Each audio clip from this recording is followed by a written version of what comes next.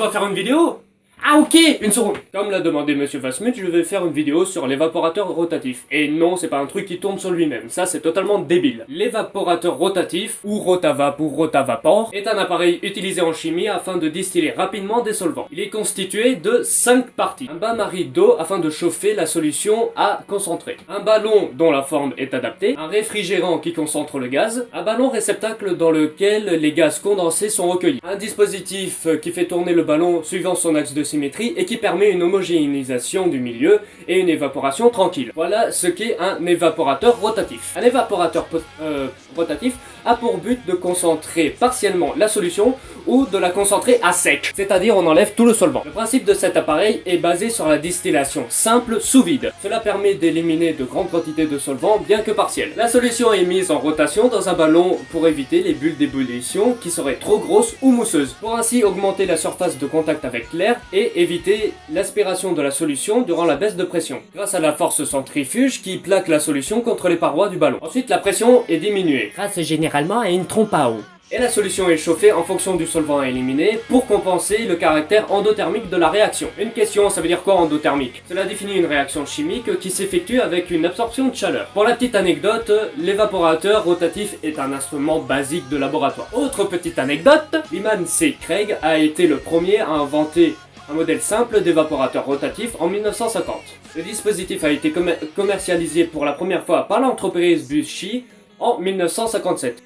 Et les conseils sont basiques. Par exemple, nettoyer tous les ballons. Ça paraît logique. Ensuite, faire couler l'eau du réfrigérant à petit flux. Et puis c'est tout. Bon bref, c'est tout pour cette explication sur l'évaporateur rotatif.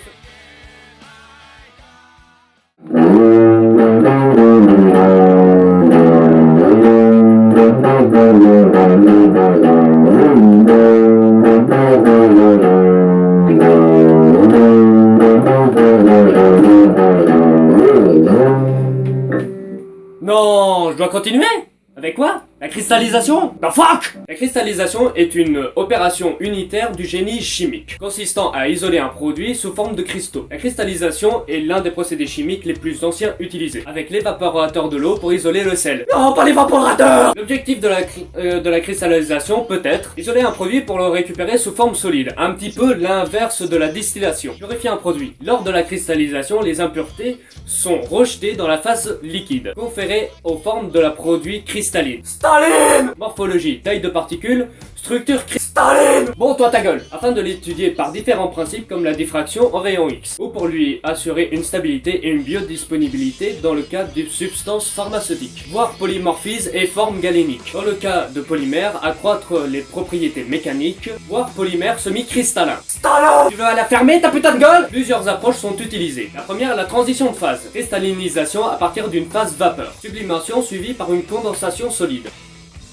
à partir d'un milieu fondu, fusion suivie par une solidification. Et il y en a plein d'autres comme ça. La est différente de la précipitation dans le sens où le produit, lentement, la est contrôlée pour éviter de piéger des solvants ou des impuretés dans les cristaux. La recristallisation, cristallisation, j'aurais pas dû dire ça, je sais pas pourquoi, c'est une étape de purification en fin de synthèse. La solution obtenue est filtrée à chaud pour éliminer les éventuelles impuretés insolubles. Le filtre est refroidi lentement pour faire cristalliser le produit. Tu dis rien?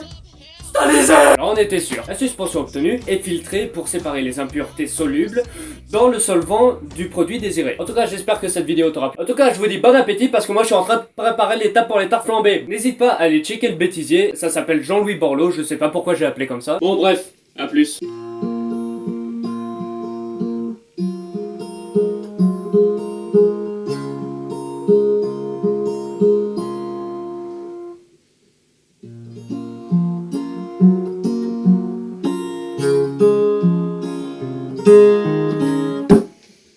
Oui, je joue comme de la merde, et alors?